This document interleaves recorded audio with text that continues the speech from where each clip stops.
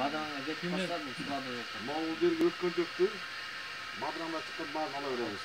Мындан кийин кетиребиз бадыраңды. Могул удобренияларды гүлгө чейин беришибиз керекпи? Удобрение постоянно берилет. Канча например, өскөнгө чейин канча күн бар? Гүлдөгөнгө чейин канча күн бар? Бир айда башынан баштап удобрение бериш керек дейт. Аралыгын канча кылыш керек? Аралыгын биз негизи жыш кылып койдук, негизи эмерет да. 15 сантиметр, 20 сантиметрден болуш керек да. Килос немесе өлүп калса эмне кылып кетесиңби муну? Кайсы кандай аралыгы деп атасың? Аралыгы мында аралыгы негизи 25-30 болот да. Бул ошо башка жерде. Мынау мисалы 20 сантиметр экен, ооба. Мынау мисалы 15 сантиметр экен. Жок, эми арасында өлүп калган болот да. Лайк кылганбызда, капелинге 20-20 болот да.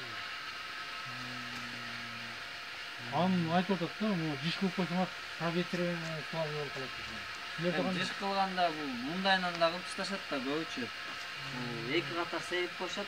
Бул аябай кысылып калат бир-бирине. Жалбырактар чоң-чоң болот да.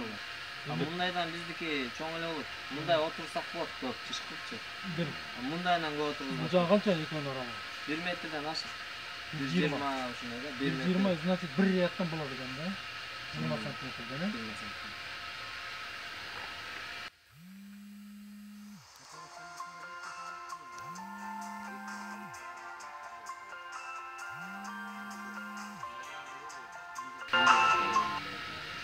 Постоянно şimdi takım edilmeleri mi?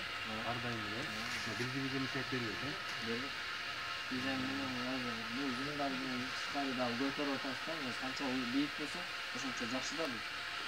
Запись болып каттым да анан. Burada qanday paydo bo'ldi? Монда